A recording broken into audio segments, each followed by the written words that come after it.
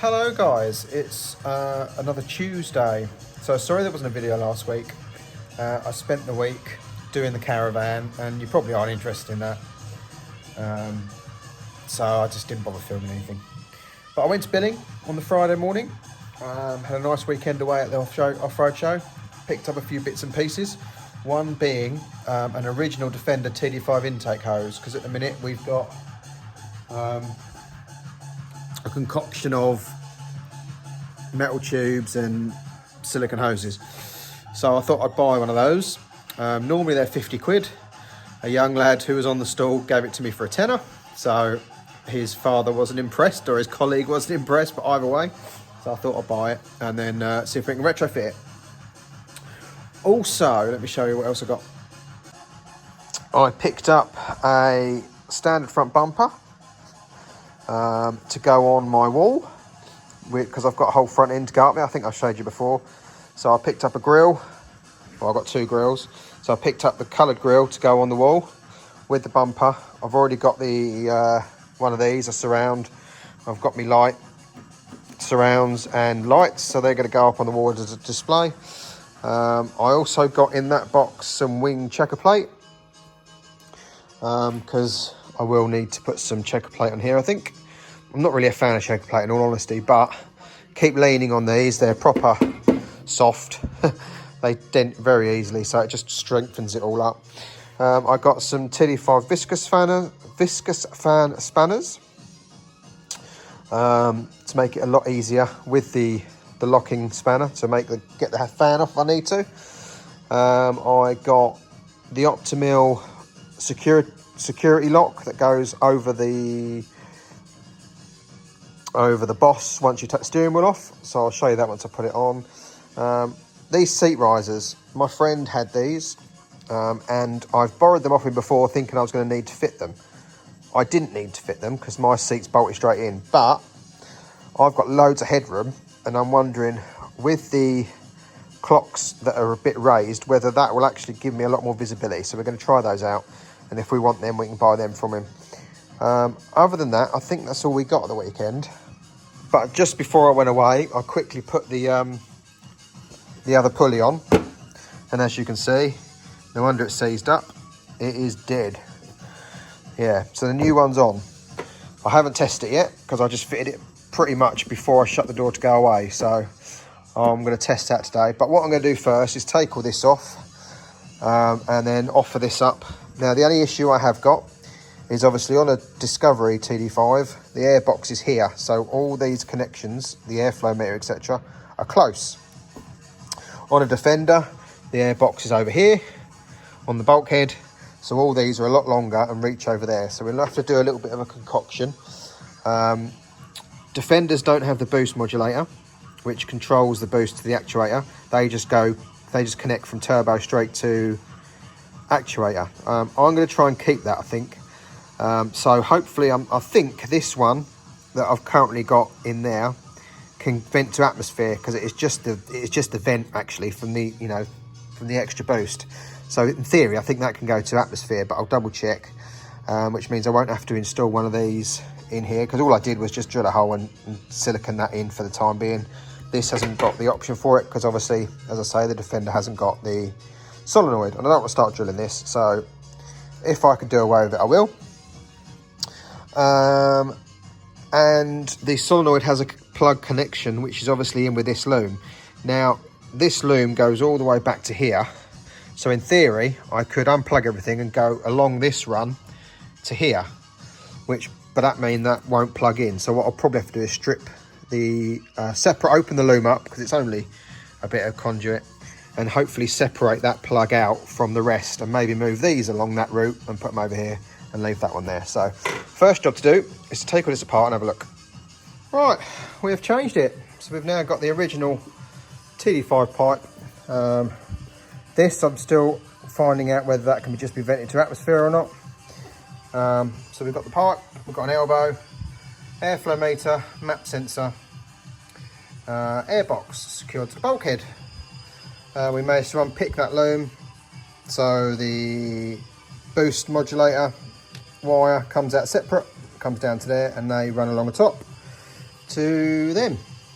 So yeah, I think that's all right now. So what we need to do is get a 90 on the other end of the airbox, so it goes down and then goes off to snorkel.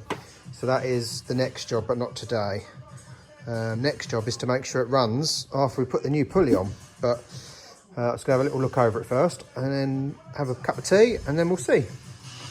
Right, this one's on and riveted. I screwed it down through there first, marked it, took it back off, drilled the holes, riveted. So now I'm going to do the same to this side. It's screwed in there. I'm going to go and mark all the holes, take it back off, drill it, rivet it on. Simple as that.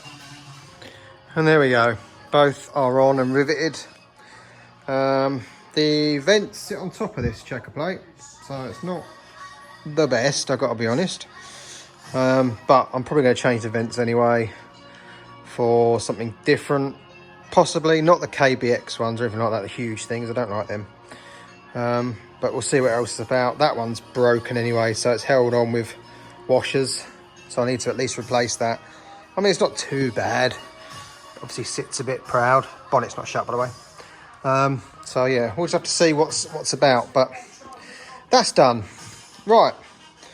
I still haven't started it to see if the pulley's worked yet. Maybe that should be next. Oh, right. Got the seat riser in. What a pain in the ass. I think they're a bit worn because they don't sit where I want them to sit, but they're bolted in. Luckily I've got both sides of these mounts, so I can move it over so I'm more central. So yeah, I suppose it's just going to be a road test now to see whether they work. I don't think I'm going to bother putting them on the passenger side. There's not much point.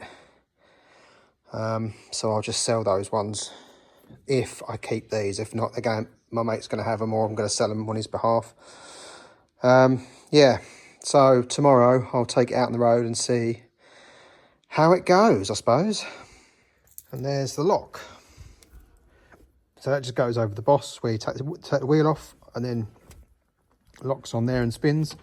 So you can't sort of turn it. You can still get on here, I suppose, but you'd have to have a big pair of Stilsons or something to grip that. I don't know.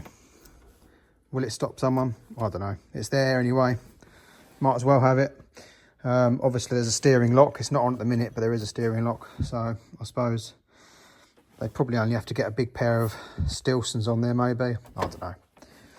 You do what you can. If they want it, they'll take it. But anyway, that's on. It's not the easiest thing to find its home, because obviously the bit that locks onto the boss has the pins in and is obviously quite a free spinning bearing. So actually trying to get it home is a bit awkward, but you know, persevere, it's there. Right, so I've got the Defender apart. I am trying to work out why my Difflock light doesn't work, and I've just found out why. I've got the wrong wires plugged in. I had these ones plugged in, which are green. I don't know what they are, I need to check. But I should have had these ones plugged into the switch, which are blue and black. So I just need to move those over, plug them in, and see if it works. Well, that was a scary 5 minutes. I removed the one that Ashcroft put in, the Difflock switch. Tested it.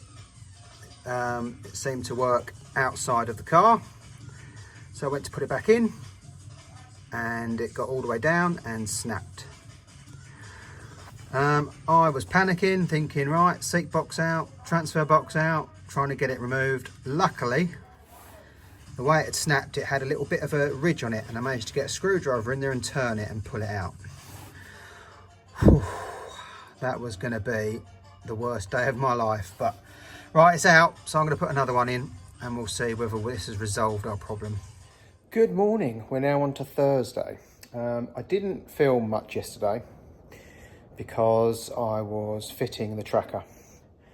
I had a tracker previously, but it had kind of not worked very well. It was an old Vodafone tracker. It never sort of updated and wouldn't charge and blah, blah, blah. So anyway, so I've got a new one installed now. So obviously I didn't film that because it's all hidden away. So today, got in it this morning, or actually last night, got home, went to get out, couldn't. bloody handle. What I'd done, I'd leant on the lock, locked it, pulled the interior door handle, and something's broken in there. So I'll grab the door card off and have a look at that. And then this morning, got in it, pulled out the garage, aired up, bang, front right corner went down. Let me show you this bag. I wasn't sure if it was a line or a bag, but it turns out it was a bag. So one of the old Dunlop bags has gone pop. But luckily I had a couple in the car, so it's just a matter of the 2 top clips and twist it and it's off. But I need to order some more bags, I think, because I've only got 1 spare left. So yeah, that's done.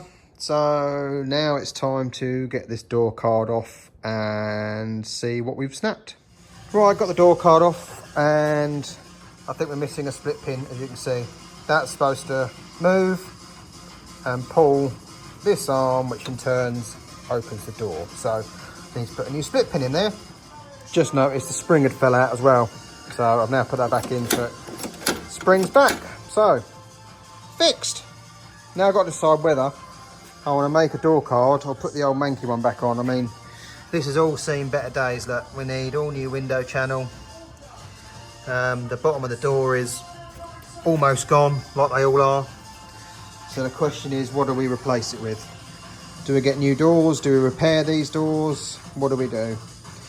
I wasn't sure if I'll be able to put a bit of plate over it, but the shape of it and stuff, it's probably going to be a bit awkward. So I think we just have to put the door card back on and be done with it, really. Can't really see much other way. Right, well, it's chucking it down. And I've had 2 leaks, one in the driver's footwell, one in the passenger footwell. I've sealed up the vents because I think it was pouring in there, but I've also found more issues. Where I've removed the original Defender pedal and put the Discovery one in, you should just be able to see there behind the original mounting holes for the pedal. Well, it's running down the bulkhead and through those holes, so I need to seal that up in a minute. Also on the other side, the windscreen seal. Where I dropped the windscreen to sort the roof out, the seal didn't quite go back in properly, so it's leaking water in there. So short of undoing the roof and moving the screen again, I think the only thing to do at the moment, until we strip it down next time, is to put some silicone along here and see if we can seal it up. But I don't know, maybe it might be worth just undoing the roof and trying to put a new one in there. I don't know. I don't know. I might fill it with Tiger Seal just for now, and then revisit it, because it won't take much to pull that out. Just fill all this corner with it behind the hinge, because it's pouring in there. So lifting the cage and the roof and everything to move the screen is quite a task. And although this is going to come apart, because I'm eventually going to paint the truck, I think it won't be very soon. And obviously I need it watertight. You can see it's dripping out the corner there. I mean, a lot of that is obviously off the bottom of the car from the rain, but it's still running out the footwell. You can see in there that the footwell is drenched. So yeah, I'll have a little look. Let's think about how easy that will be to undo completely without removing the cage and everything else, and go from there, I think. I've had another little look. If I pull this bar off and take the hinge off, I might be able to just spread the gap enough to get the seal in there properly, and maybe still put some silicone in there as well. I don't want to disturb too much because it's dry up that end. So yeah, it's only this corner. So if I can maybe take this hinge off and just lift that very slightly and try and reseal it, I think that's probably the way to do for the first time now. And then obviously once the cage is off and we're ready to paint it, I can unbolt the roof and fold the screen forward and do it properly. So I made a template of the holes for the pedal, went to get a bit of metal, and I've got a bit of footwell which has got the holes. So I'm going to drill around there, seal it, and then bolt it through all 3 of them holes, and hopefully give it a tight seal. So let's get that done. Okay, I've undone the hinge, pried it up a bit, and I've got a bit of movement. I made to squeeze a load of RTV or silicone in the seal. Managed to reposition the seal as well because it had fallen back a bit, and then lowered it down, used a ratchet strap to clamp it together and done the bolts up. So hopefully that'll slow it, if not cure it. And the other side above the pedal is a plate sealed and bolted in all 3 holes. So hopefully that will stop that coming in. So fingers crossed, we're watertight. Now, this afternoon, we have got a new, well, not a project, but a car to come in, a Freelander one with a blown clutch, pretty much for scrap money. So we'll get it back here, hopefully put a clutch in it and sell it on. So going to go and pick that up very shortly. So we'll see how this goes towing, because it'll be the first time it's towed any weight. Right, so here she is. A 2000 Freelander TD4. 94,000 miles on the clock. And I definitely believe it, because it looks very nice inside. Roof lining's all good. Yeah. Apparently the clutch is gone and they didn't want to pay to have the clutch done. So yeah, we might chuck a clutch in it and see what it comes up like. Obviously TD4 tow bar, all the tyres are good. So yeah, it's Friday afternoon, so I will leave this here for the weekend and then I'll investigate when I get a moment. But I'll price up a clutch and all that malarkey. But yeah, seems all right. Oil's got good level on it. I haven't checked if there's any history inside yet. I'll have a look next, I think. Right, she's running. Have a quick jump start. But yeah, she won't go into any gear when the clutch is pressed. As you put your foot on the clutch and try to select a gear, you can feel the car starting to move. So yeah, the clutch isn't engaging. So it sounds quiet enough. So yeah, I think we just need to put a clutch in it. So I'll have to get on the old Tinterwebs and get one ordered up. So that's Friday afternoon. We've got one more thing to do this evening. Hopefully I can show you.